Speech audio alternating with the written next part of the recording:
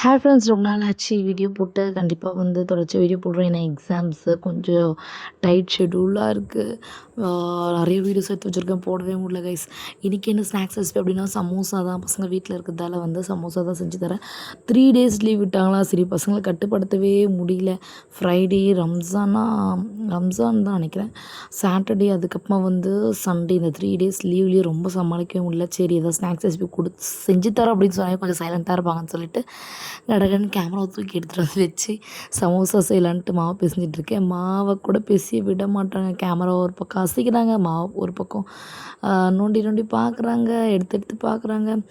எப்படியோ ஒரு வேலையாக நீங்கள் சைலண்ட்டாக இருந்தால் மட்டும்தான் வந்து மம்மி சமோசா செஞ்சு தருவேன் அப்படின்னு சொல்லிட்டு மாவு பிசைஞ்சாச்சு. மாவு வந்து நல்லா அடிச்சுட்டு அந்த மாவு கூட கொஞ்சம் ரொம்ப பிசு பிசுன்னு இல்லாமல் கொஞ்சம் சாஃப்டாகவும் மேலே வந்து நம்மளுக்கு ஒட்டாத மாதிரி இருக்கணுன்ட்டு மாவு போட்டு நல்லா பிசைஞ்சிக்கிட்டேன். இன்னொரு பக்கம் வந்து ஸ்டவ் ஆன் பண்ணிவிட்டு பேன் வச்சுக்கோங்க.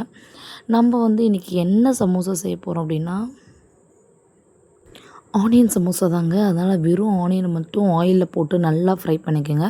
நம்ம இது கூட பெரிய மசாலாலாம் எதுவும் ஆட் பண்ண தேவையில்ல. சால்ட்டு, அதுக்கப்புறமா நம்ம வந்து மஞ்சத்தூள், கூட வந்து கரம் மசாலா, மிளகாய்த்தூள். கரம் மசாலா வந்து வீட்டில் அரைச்சது வந்து காலி ஆகிடுச்சு. அதனால் வந்து கொஞ்சம் கடையில் வாங்கிட்டு வந்தாச்சு. கொஞ்சமாக கரம் மசாலா, கொஞ்சம் வந்து மிளகாய்த்தூள் ஆட் பண்ணியாச்சு. இது வெங்காயம் வந்து கொஞ்சம் நல்லா பிரிய விட்டுங்க. நான் வந்து வதக்க வேண்டாம், ரொம்ப வதக்க வேணாம். நல்லா தனித்தனி பீஸாக வர அளவுக்கு நல்லா வந்து பிரிய விட்டுட்டு இந்த மசாலா போட்டு கொஞ்சம் சின்னதாக கொஞ்சம் வதங்குற மாதிரி சாட்டே பண்ணால் போதும். ரொம்ப ஃபுல்லாக ட்ரை ஆகணும் அப்படிலாம் கிடையாது. கொஞ்சம் ஓரளவுக்கு வதங்கினாவே போதும். ரொம்ப ட்ரை ஆகிடுச்சுன்னா நம்மளுக்கு சாப்பிட்றதுக்கு வந்து டேஸ்ட்டாகவே இருக்காது. அந்த ஆனியனோட ஃப்ளேவர் போயிடும். எப்படி சொல்கிறது, எல்லாமே வந்து நல்லா க்ரன்ச்சியாகவும் இருக்காது. உள்ளே சாப்பிடும்போது நம்மளுக்கு எப்படி சாஃப்டாக இருக்கணும், மேலே க்ரன்ச்சியாக இருக்கணும். உள்ளவே வந்து ரொம்ப எப்படி சொல்கிறது, வெறும் கொஞ்சம் வெங்காயமாக இருந்தால் பிடிக்காது. நம்ம இதே உருளைக்கிழங்கு மசாலாலாம் போட்டு பண்ணால் அது வேறு மாதிரி இருக்கும். நம்ம வெறும் வெங்காயம் மட்டும் தான் போட்டு பண்ண போகிறோம். நான் கொஞ்சம் குயிக்காக செஞ்சு தரணும் ஸ்நாக்ஸ் ரெசிபி அப்படின்றதுக்காக கொஞ்சம் வெங்காயம் மட்டும் இந்த அளவுக்கு நம்ம வந்து சாட்டே பண்ணிக்கிறேன். பாருங்கள், ரொம்பலாம் வந்து வதங்கலை. வெங்காயம், மிளகாய் தூள் எல்லாமே போட்டாச்சு. எதுவும் இல்லைங்க, மஞ்சத்தூள், கரம் மசாலா, மிளகாய் தூள் தெரிய சொல்லிக்கிறேன். வேறு எதுவும் ஆட் பண்ண தேவையில்ல. எக்ஸ்ட்ரா ஏதாச்சும் ஆட் பண்ணால் ஃப்ளேவர் பிடிக்காமல் போயிடும். நம்ம இந்த சைடில் இந்த மாவு வந்து நல்லா வந்து தின்னாக வந்து உருட்டி எடுத்துக்கலாம். ரொம்ப தின்னாக வந்து உருட்டி எடுத்துக்கோங்க. இந்த தின்னாக உருட்டி எடுத்துகிட்டு வந்து நான் கொஞ்சம் பெருசாக பண்ணிவிட்டேன். அதனால் வந்து குட்டி குட்டியாக வந்து கட் பண்ணிக்கிட்டேன். எந்த அளவுக்கு தின்னாக பண்ண முடியுமோ அந்தளவுக்கு தின்னாக பண்ணுங்கள். அப்போ தான் வந்து உள்ளே இருக்க வெங்காயம் வந்து நல்லா வேகும். நீங்கள் ரொம்ப தின்னாக பண்ணிக்கோங்க. நான் பண்ணும்போதே எங்கேங்க சொதப்புது, ஒரு பக்கம் ஹோல் வந்துடுது. ஐயோ, ரொம்ப பெருசாக கொஞ்சம் சின்ன ரவுண்டாக எடுத்துருக்கணும் போல். ஏதோ பீஸாக கட் பண்ணியாச்சு, பெருசாக போட முடியாது அப்படின்னு சொல்லி லேசாக வந்து ஹீட் பண்ணிக்கோங்க. ஹீட் பண்ணுறது தான் வந்து நம்மளுக்கு பெரிய டாஸ்க்கே. ரொம்ப ஹீட் பண்ணக்கூடாது, கண்டிப்பாக ரொம்ப ஹீட் பண்ணக்கூடாது. லேசாக தட்டி அப்படியே எடுத்துடணும். அந்தளவுக்கு எடுத்துகிட்டு இது பீஸாக நம்ம ரெக்டாங்கிள் ஷேப்பில் கட் பண்ணிக்கலாம். ஏன் ரெக்டாங்கிள் ஷேப்பில் கட் பண்ணிக்கிறோம் அப்படின்னா வந்து அப்போ தான் நம்மளுக்கு ரோல் பண்ணுறதுக்கு வந்து கம்ஃபர்டபுளாக இருக்கும். ஓகேங்களா? பெரிய சமோசாவை போட்டால் நல்லா இருக்காது. குட்டி குட்டியாக போட்டால் தான் கொஞ்சம் எல்லாருக்குமே வந்து சாப்பிட்ற மாதிரி இருக்கும் வீட்டில். அதனால் வந்து இது குட்டி ஆனியன் சமோசா நம்ம ட்ரெயின்லலாம் வாங்குவோம் தெரியுமா? அந்த சமோசா போனாவே நம்மளுக்கு டெம்ப்ட் ஆகும் அங்கே சாப்பிட்றதுக்கு.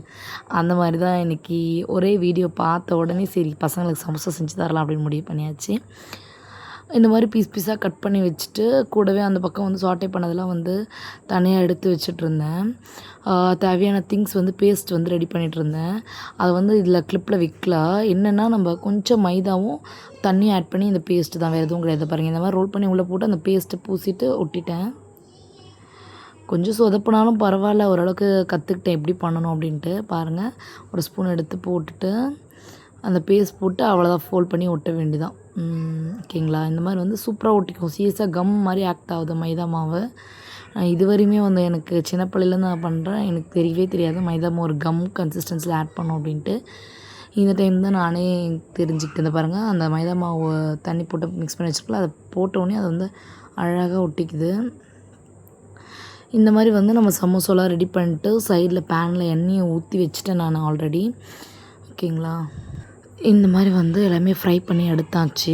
செம்ம ரிசல்ட்டுங்க சமோசா. நான் எக்ஸ்பெக்டே பண்ணல இந்த அளவுக்கு மொறுன்னு செம்ம க்ரன்ச்சியாக வரும் அப்படின்னு சொல்லிட்டு. கண்டிப்பாக எல்லாருமே ட்ரை பண்ணுங்கள். இந்த வீடியோ உங்களுக்கு பிடிச்சா சூப்பராக அது மாதிரி ரியாக்ஷன் மறக்காமல் சப்ஸ்கிரைப் பண்ணுங்கள். எப்படி இருக்கா?